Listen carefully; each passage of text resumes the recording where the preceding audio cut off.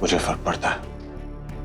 अपना हक पाने के लिए तुम कितनी तकलीफों से गुजरी हो, मैं तुम्हें तुम्हारे हक से महरूम नहीं कर सकता। मुझ पर भरोसा रखो, क्योंकि अब मैं कुछ ऐसा करने वाला हूं जिससे अम्मी को भी तकलीफ महसूस नहीं होगी और तुम्हें तुम्हारा प्यारा कमरा भी मिल जाएगा। अम्मी। हाँ बेटा। ये अब क्या बोल रही हैं? क्या? अक्सर इन मामलों में मैं ज्यादा घुसता नहीं हूं, लेकिन आज मुझे बोलना पड़ रहा है।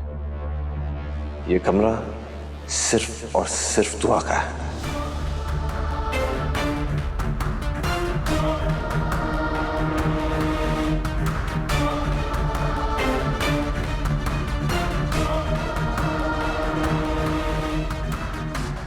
पागल हो गए हो क्या?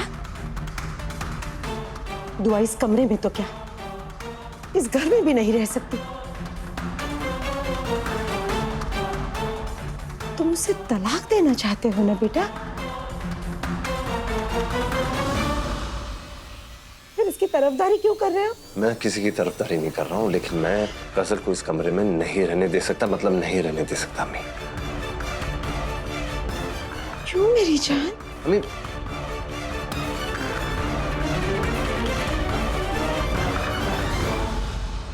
मैं क्या बताऊं अम्मी, मैं क्या बताऊं?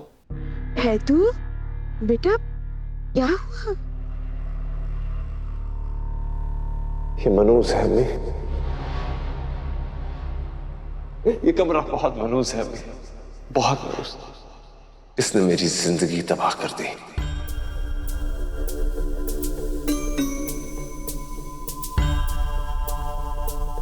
क्योंकि ये कमरा मुझे दुआ की याद दिलाता है,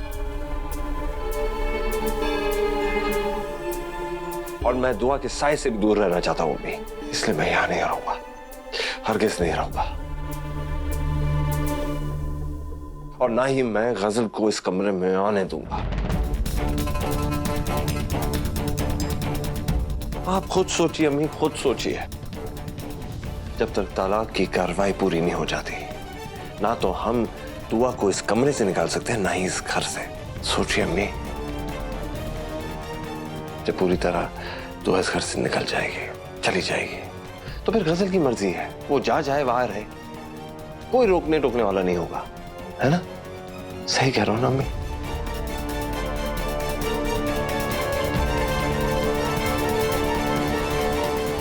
बेटा, तुम्हारे जज्बात तो मैं समझती हूँ, मगर तुम्हारी बातें मेरी समझ में नहीं आती। सीधी सी तो बात है अम्मी, इस कमरे से मेरे और दुआ का ताल्लुक जुड़ा हुआ है।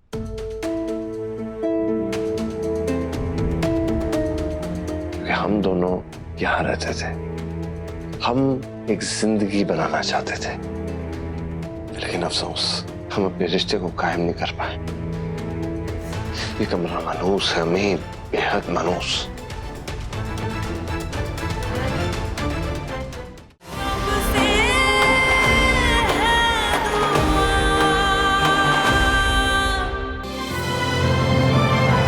डाउनलोड कीजिए ZEE5 ऐप अभी और देखिए आपके पसंदीदा शोज कभी भी कहीं भी फ्री में।